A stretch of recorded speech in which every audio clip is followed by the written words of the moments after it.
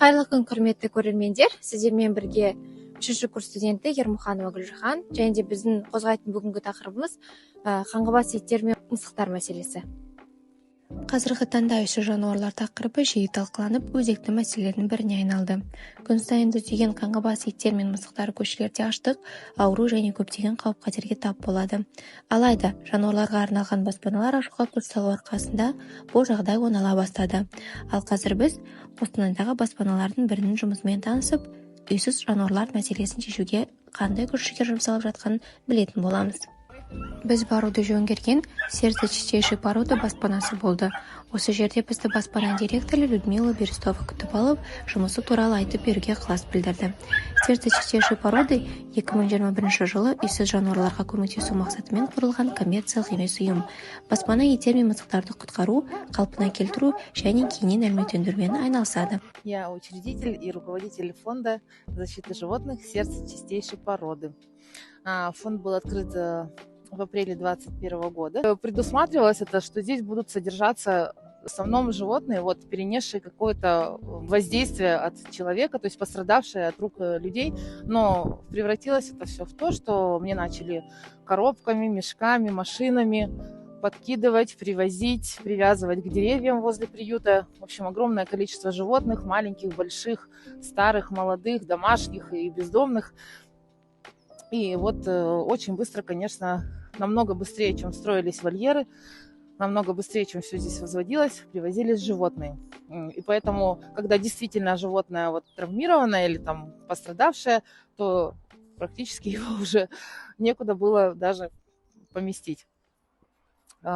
Строились мы сначала, то есть из подручных материалов. Все, что нам привозили добрые люди, у кого что осталось, там сетка, какие-то деревяшки, что-то такое.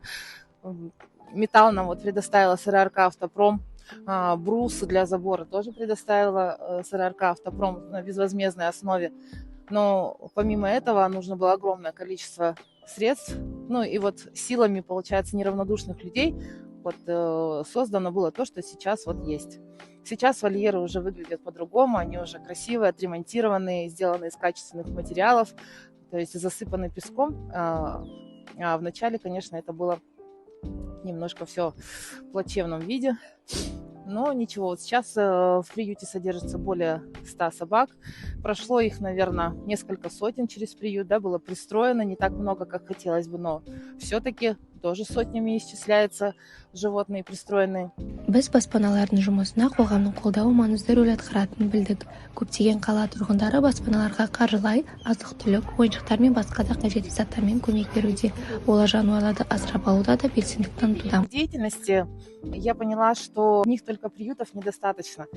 Самое главное, нужно изменить отношение населения к животным, к тому, что им нужно помогать, что они беззащитны, что они нуждаются именно в человеческом участии. Сейчас зима. Постарайтесь кормить животных. Не бойтесь этих бродячих животных. 99,9% случаев они не опасны.